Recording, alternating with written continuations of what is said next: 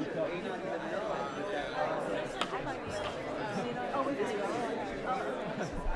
topic for today is credit default swaps. Okay.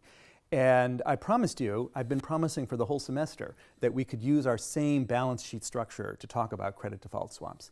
And so now I have to deliver on that promise. So let's just think let me give you as a way of motivating this. Have a look here at this, what I'm showing on this slide here. This is from the internet, is there's a company called market.com. And it says, if you can read that, it says Market CDX family of indices is the standard North American and emerging markets tradable credit default swap family of indices worldwide. Okay, so these are indices of credit default swaps, which I haven't defined yet, but and I'm looking down here and here. You can see there key functions: exposure to corporate credit, exposure to diversified portfolio of credits, hedge credit risk. We're going to see in what sense credit default swaps can do that. Enhanced liquidity in a single name market. The liquidity of the index flows into a single name CDS market. We'll be talking about that as well. So these are indices. Let me just show you one of them.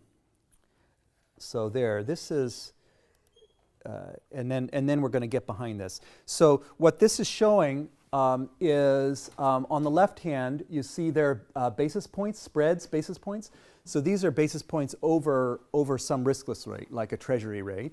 And you can see that you have 450 basis points there is the lowest one, and 580 is the largest. So these are credit spreads, okay? These are corporate bond rates that are that many basis points, okay, over treasury rates. So these are not AAA bonds that we're talking about here. In fact, CDX NAHY stands for, this is the corporate bond index, North America high yield. High yield means junk bonds, okay, is what it means. And you can see the index spread is red, so there's fluctuation in that spread from 27th of September this year to now, fluctuation in that spread. And they create an index which moves inversely to that, which they set at 100 in that index is approximately, it looks like it lines up with about 530. Okay, so they're setting the index so that it fluctuates, and you can write CDS against this and so forth. Let me just show you one more thing about that. Constituents here. So this is an index, and what's in the index? Here you can see all. Oh, it slides over there. It's too. Does it better on this side? Yeah, you can read it on this side. You can see the different companies. There's 100 different companies there.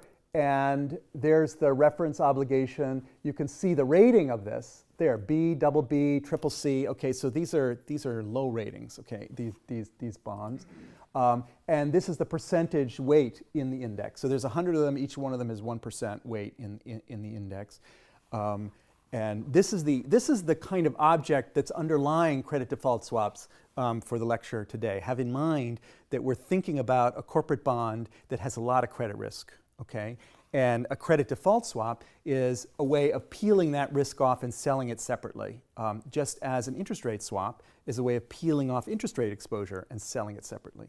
Okay, so that's just to have in your mind.